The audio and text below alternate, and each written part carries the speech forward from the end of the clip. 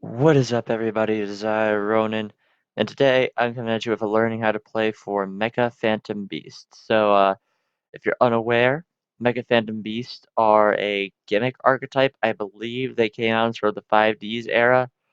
They're pretty neat. Their whole thing is making bunches of tokens and then using tokens for effects, which we'll go over. But yeah, they recently got a Link monster, Mecha Phantom Beast Auroradon, I think. And it's actually pretty nuts. So it's a link-free wind machine with three arrows, one pointing to the side, the other two pointing down. It requires two or more machine monsters to make, and when it is link summoned, it lets you special summon free Mecha Phantom Beast tokens, which are level 3 wind monsters with 0 attacking defense, and you can't link summon for the rest of the turn. And once per turn, you can activate one of these effects by attributing a certain amount of tokens. By attributing 1, you can destroy 1 card on the field. By attributing 2, you can special a Mecha Phantom Beasts from your deck. And by attributing 3, you're able to add a trap from your graveyard to your hand. In our case, that is going to be Infinite Impermanence or Red Reboot. Yeah, so like I said, the whole gimmick of Mecha Phantom Beast is just making a bunch of tokens and getting effects and protections from said tokens. Auradon makes it much easier. It makes it so the deck can actually pop off a little bit going second. Tear apart some boards pretty decently. But yeah, so let's go ahead and go over the rest of the deck. So first up, we will go over the non-Mecha Phantom Beast stuff, because a lot of our stuff is just focused around getting Auradon out. So first up, we have 3 copies of Win the Wind Medium. Always counts as a Charmer card, and by discarding it and another Wind monster, you can add a Wind monster with 1500 or less defense from your deck to your hand, which is all of our monsters except for Scrap Recycler and Win herself. Oh, you just can't search Win. But yeah, so basically let's just search everything that isn't Scrap Recycler.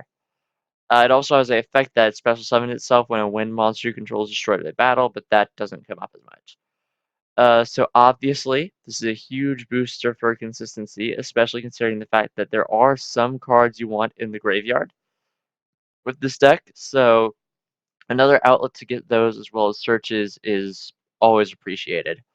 Now to go over our other 2 pieces of non-Mecha Phantom Beast support, we have Speedroid Terratop and Takatomborg.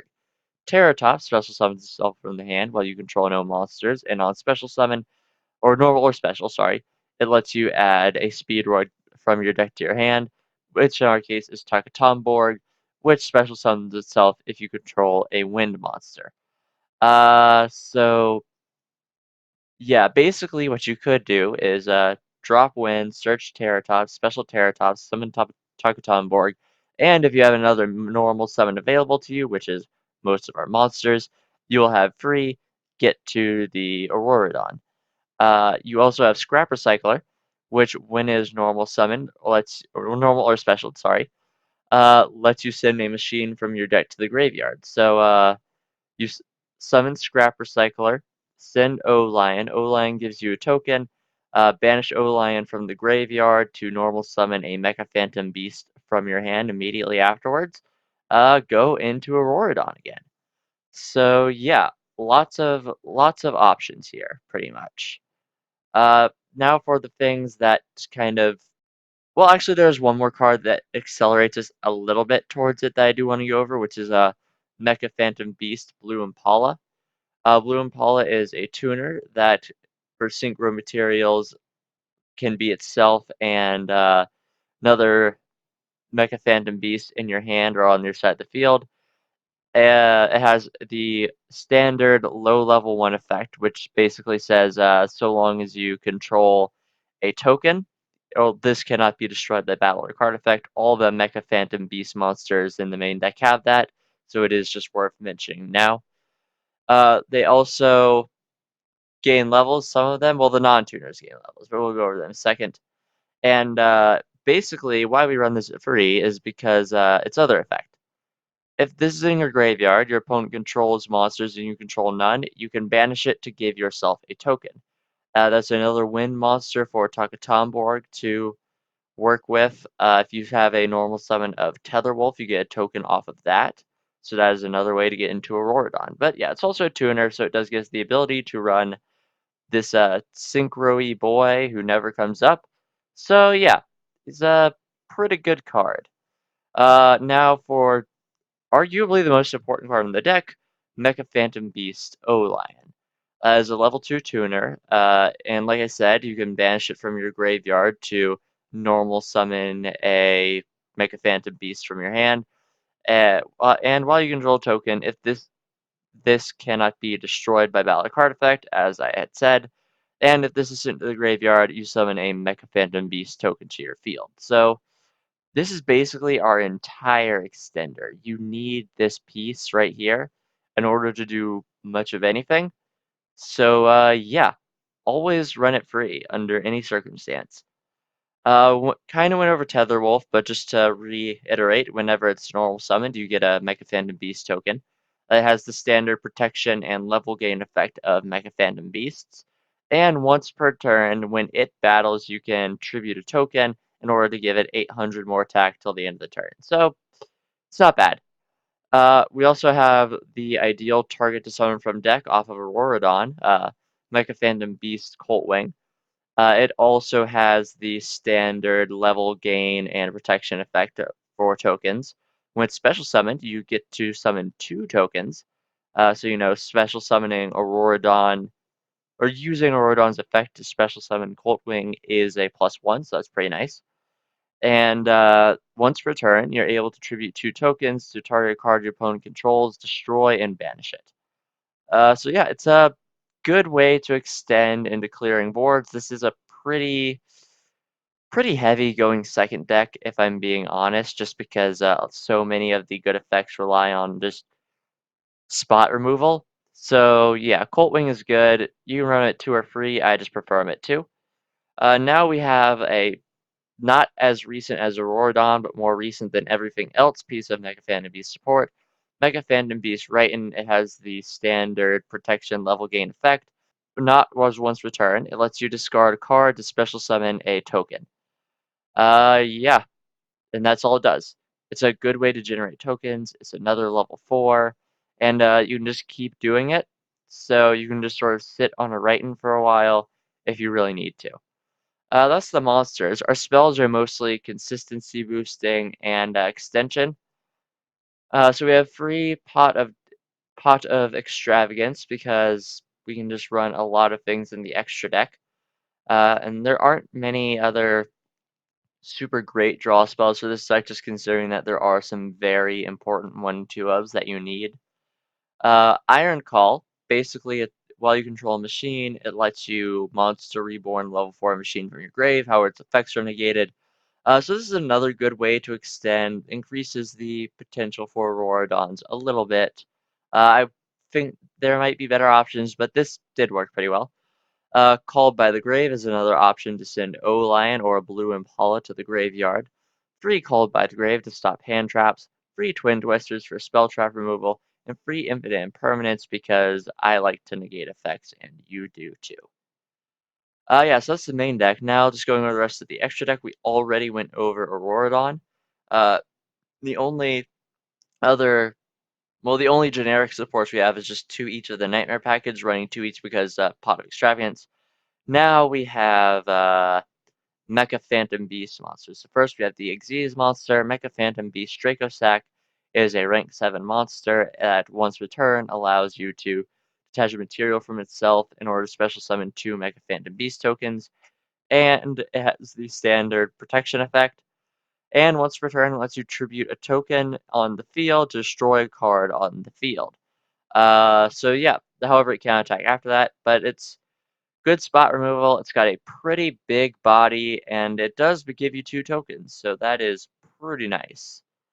Now we have the Mecha Phantom Beast Synchro Monster. Well, there's 2 Synchro Monsters, actually. I'm just using this one. Mecha Phantom Beast Concordia. It is a level 7 wind machine, and requires a tuner and a non-tuner. Usually we can summon it pretty easily with Blue Impala. It has the effect of actually protecting your tokens from destruction by valid card effects. However, it does not have the protection effect of all the other Mecha Phantom Beasts. And if it's destroyed by opponent's card and sent to the grave, it lets you tribute all the tokens you control and add level 4 lower Mecha Phantom Beast monsters from. Well, it lets you float into a soul charge by tributing all of your tokens. So yeah, it's really good if you can get it. It's a nice floater. It's a good way to protect your tokens if you feel you need to. And yeah, I kind of like it. It's not an awful card. Now for our side deck, we have free Gamecill for kaijuing purposes, free Dark Hole for field clearing purposes, free limiter removal in case we feel our machines are just not big enough, free red reboot for the trap heavy matchup, and free Lightning Storm because Lightning Storm is a insane as all hell card. It blows up all back row, blows up all your opponent's monsters, the only condition being you control no face-up cards, and especially this is just especially powerful in certain decks. But yeah, that all being said, if you're new here, we're just gonna go over a couple replays. I'm gonna show you the deck's strengths, its weaknesses, what I thought was cool, what I didn't think was cool, and yeah, I'm just gonna take a look over it. All that being said, I'll see you guys in the first replay. All right, one of the first replay with Givres. We are Kitty Hawk. If you don't know, the first flight of an aeroplane took place in Kitty Hawk, North Carolina, by the Wright brothers. So yeah, we're Kitty Hawk because we're planes, and we opened up really well against our Generate opponent, who has not opened up quite as well. And yeah, so we're gonna go and get started. Our opponent will be going first, I believe, and they're just going to set the call and pass because clearly this is not the best hand for them. Bricks and generates hurt a lot. But it is now our turn, so we're going to go ahead and draw. Activate the Extravagance first, because you have to get the draw too.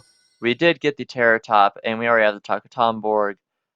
We have a Recycler in hand. We also have a Win if we need to search things. So, yeah, like I said, this deck has a lot of ways to get to Auroradon. So yeah, we special summon the Terror Top. It searches us a Takatomborg, which we'll summon. Then we normal summon Scrap Recycler to send the O-Lion. And this is where I'm going to tell you now, O-Lion access is so important to this deck. Like, it's your key extender. You just really need it. So it does hurt when it gets stopped, or like our opponent's going to call by the Grave it, so we don't get our token. However, we are still able to thankfully make the Auroradon. Auroradon will get us free Mecha Phantom Beast tokens. We're going to go ahead and Tribute 2 to special summon the Colt Wing from the deck, which will give us 2 more tokens. Then we're just going to attack because we can't really extend past this point because we already special summon Takatomborg this turn. We would have been able to do more if we had our O-Lion still for the additional normal summon.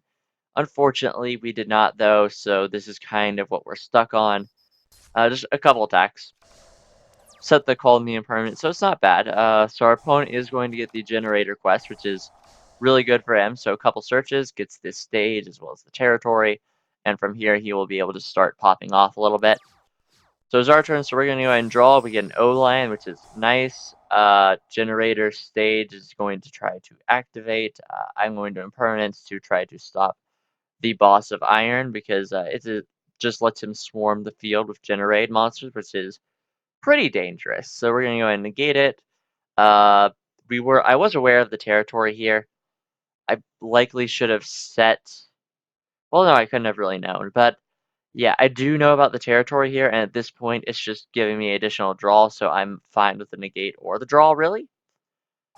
So yeah, our opponent's going to go ahead and give us the draw, which is the Twin Twister, which is awesome. So he is going to get his tokens. The boss of Iron is going to give him 2 more of his generators. He's going to go ahead and try to revive the Nidegg with the Hell. We're going to go ahead and call with Grave It. He already used the territory, so we're going to go ahead and just Twin Twister his stuff. Stop him right there. He's going to also get the Generator Boss of Lies to banish our Auroradon. So yeah, at this point, this is how all of this stuff resolves. O-Lion will give us a token, though. Main phase, we're able to use our free tokens once more in order to get another Auroradon, giving us more tokens. And then with Colt Wings effect, we're going to attribute 2 to pop the Boss of Lies and banish it. O-Lion is going to finally give us that additional normal summon of the Colt Wing. Then with Auroradon's effect, we're going to go ahead and distribute a token to pop the Hell. Then we're going to special summon the Takatomborg and attack for gain. So yes, this deck, especially with the new Link monster, as you saw, its big thing is just lots of spot removal, lots of board breaking, but you do need O-Line as a necessary extender. I was extremely lucky to have top decked it. I'm fairly certain I would have been in trouble had I not. But yeah, that was basically the deck doing very well, and now you get to see the deck not do very well. I'll see you guys there. Alright everybody, welcome to the second replay with the worst JoJo protagonist. Yes, I said that. I beg you to come at me. I really do, because he is boring as shit. Everyone else around him is interesting except for him, and that is the one thing I did not like about Golden Wind. Alright, well that done. Yeah, so we will, yeah, our opponent is playing a weird Archfiend build. He does have a Nibiru, so I'm guessing you can see where this is going pretty immediately off the bat. But you know what? We're gonna play it anyways, because I hate this card, and I just don't like it. But yeah, so alright, so we're getting started. Our opponent's going first, just summons Armageddon Knight, sends the Archfiend Eris, which will get him a search for an Archfiend. He searches Summon Skull to get the Celestial Sextant live, which is fine. He gets the Advanced Ritual Arts and another Archfiend Cavalry, and then he passes it up, so it's our turn. Now we're going to go ahead and Extravagance. Unfortunately, we did we hit 2 of our Draco Sacks, which sucks a little bit, but is fine because of what we drew. So we're going to go into it a different way this time by normal summoning Scrap Recycler. It'll send O-Lion. O-Lion will get us a token. Then we're going to use the Iron Call because we have a machine type monster to bring back out our O-Lion to make the Auroradon, which will give us free tokens. As you can see, then Auroradon is going to tribute 2 to special. We get the effect for 2 more tokens. Then Nibiru. We got rocked pretty hard there, and it was upsetting. And we can't really do anything besides outside of that. Thankfully, though, we do have O-Lion in the grave, so we can get another normal summon, which is something, I guess. However, we did use Auroradon's effect, so we can't link summon anymore. And then we're going to go ahead and get a token just to protect our Raiton. Special summon the Takatomborg, then get another token. Because at this point, what we could really do was build a wall, so not the best way to play through a Nibiru, but it is still playing through a Nibiru a little bit. But yeah, we're going to go ahead and pass up our turn. It was our opponent's turn, and he top decked this ritual monster that I did not read throughout the game, and it turns out it's surprisingly protected, because all of our effects are destruction based, and we don't have ritual monsters. But I'll go over that in a second. So he's going to go ahead and summon the ritual monster, Archfiends Awakening. Thankfully, he did attack into Raiton, and like I said, Raiton does protect itself, because we have tokens, so he's going to attack into it twice. He did manage to get rid of our Nibiru token, which would have been very funny to use against him. But yeah, so we're just going to take a little bit of damage, and it is our turn once again, so we're going to draw, activate the Extravagance. A risky play for sure, but I thought it was worth it to try to get more cards, because we do have Auroradon once more. So yeah, we're going to go ahead and get our tokens. Then with Auroradon's effect, we're going to get a Tether Wolf onto the field. We're going to then summon the Colt Wing. Then we'll be using Raiton's effect to go ahead and get another token. Then with Colt Wing's effect, we'll tribute to. We pop the Nibiru. Then with Raiton's effect again, we get yet another token. Then we go into the battle phase because you see, I didn't read this could not be destroyed by by battle except for virtual monsters. So my plan was to go into Colt Wing and Crash, but that did not work. So yeah, we just lost our Tether Wolf. So our opponent's just going to attack. Uh, yeah, that was my fault for not reading, admittedly. Thankfully, we did get the Foolish Burial, though, so we're able to get a token off of the Mecha Phantom Beast. We tried to use the Auroradon's effect to pop the Archfiends Awakening, which doesn't work. So we just attack over the Cavalry. As our opponent's turn again, he's going to go ahead and activate the Falling Down. I don't know why he summoned Staryuya there. He had an Archfiend card, so like he could attack with it. And he could have just gone for game, but I guess he chose not to. But hey, that's his life, not mine. Yeah, so it's our turn, and we get the Scrap Recycler, which does something at least. We get the O-Lion. We are able to make a now battle-protected Phoenix, so that's going to kind of be our stall tactic for the minute. He's just going to attack into us. We don't die to battle, thankfully, and we don't take a whole lot of damage, so we are able to stall for a little bit here. So our opponent does get the Celestial Sexton again, gets the a few more cards. Doesn't set the Super Poly for reasons. We do have the Blue Impala, not helpful here. He gets the Preparation of Rites, activates the Advanced Ritual to resummon the Archfiend's Awakening. Then is going to attack, and he's attack, and then we're going to be at 100.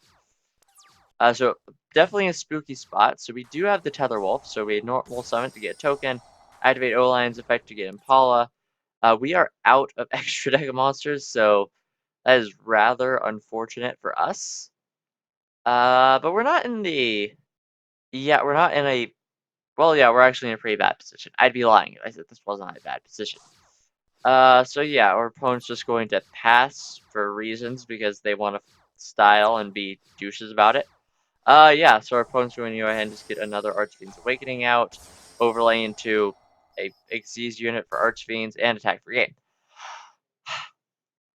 So that game was going ideally. Okay, it was going ideally. Then Nibiru happened. This deck does summon a lot of monsters. Obviously, there are many hard counters to it. Nibiru, like I said, is the obvious one, but there are a lot of other things like Torrential Tribute, Dark Hole, uh, any Mirror Force almost. It really is a matter of just there's so many counters to just removing boards, I guess. And that's kind of this deck's biggest weakness, but I think Auroradon is a really cool card. I love it, and I am glad that players of Mecha Phantom Beasts are they have ways to play in Master Rule 4, and pretty decent ways too. It almost feels like I sold, where when it is played in the archetype it is intended for, it fixes the deck's problems and really makes it work. So I am super happy with this card. I think it's awesome. But you know what? Let me know what you guys think. Did I miss anything? Were there some obvious better techs? Any ways I could have turned it around outside of, not risking 2 extravagances in an extra deck heavy deck? Uh, but yeah, no, just let me know if there's any way you all think I can improve this, because I thought this deck was fun. Not something I would build seriously in my life, but I thought it was alright. Yeah, and all that being said, like if you liked, comment if you have something to say, and subscribe if you want some more. This has been Ronin, signing off.